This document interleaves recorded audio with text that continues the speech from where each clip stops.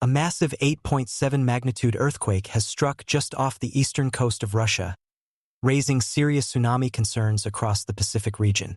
While no immediate damage has been reported, alerts have been issued in multiple locations, including parts of the United States. Let's break down what we know and what the potential impact could be. The undersea earthquake occurred near Russia's Kamchatka Peninsula, deep in the Pacific Ocean. Given its strength and location, the U.S. Tsunami Warning System quickly issued tsunami alerts, advisories, and watches across a wide area.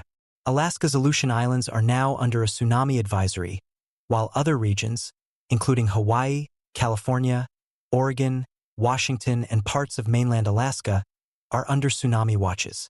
These alerts mean that while a tsunami has not been confirmed in all areas, conditions are favorable for one to occur, and authorities are asking people to stay informed and be ready to act. Now let's take a moment to clarify some key terminology. A tsunami watch means a tsunami is possible.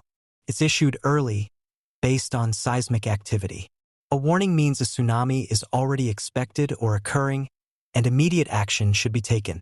An advisory means smaller tsunami waves may impact coastlines, potentially posing a danger near the shore.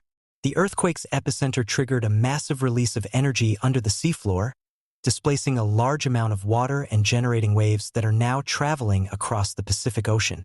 These waves, depending on location, may reach between 1 to 3 meters, 3 to 10 feet, in height, enough to cause dangerous flooding in low-lying coastal areas. Let's focus on Hawaii first. Authorities believe the northwestern tip of the Hawaiian island chain could see waves reaching over 3 meters. That's nearly 10 feet. For the more populated islands, including the Big Island, Maui, and Oahu, projections are currently closer to 1 to 2 meters. However, as more data becomes available, these numbers may change. The estimated arrival time of these waves in Hawaii is between 6 p.m. and 8 p.m. local time. In Japan, tsunami wave heights of 1 to 3 meters are also possible. Coastal cities like Kushiro are closely monitoring the situation. Japan has one of the most advanced tsunami alert systems in the world, and its residents are familiar with the protocols, but that doesn't mean the threat should be taken lightly. Meanwhile, Alaska, particularly the Aleutian Islands, is among the first in the U.S. to potentially be affected. These islands stretch out far into the Pacific and are geographically close to the quake's epicenter. Warnings have already been issued, and residents are being advised to stay away from beaches and low-lying coastal areas. After Alaska and Hawaii, the tsunami waves will continue across the ocean toward the continental United States. The U.S. West Coast, including California, Oregon, and Washington, is on alert.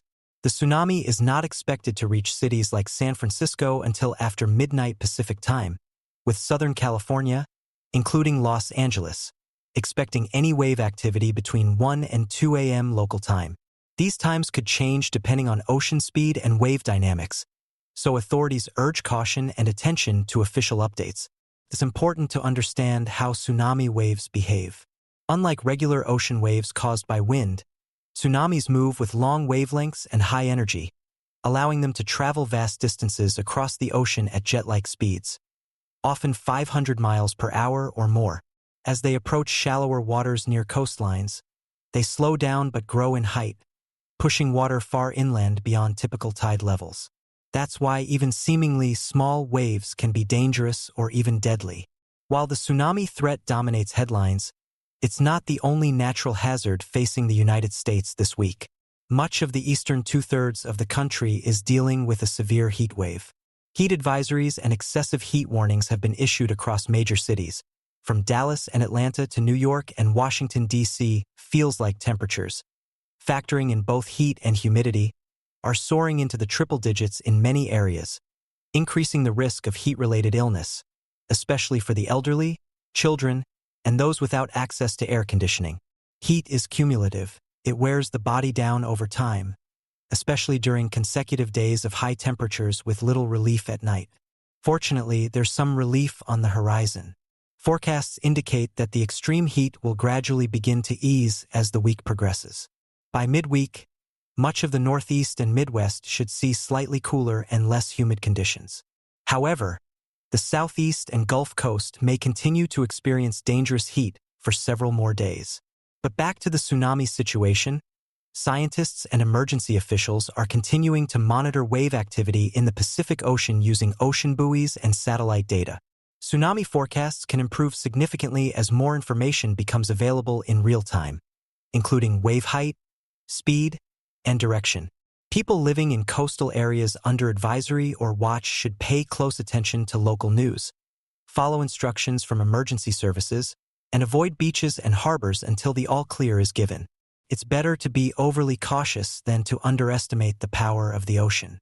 This earthquake, although centered near Russia, serves as a reminder of how interconnected the Pacific region is. An event thousands of miles away can have ripple effects, literally across entire coastlines.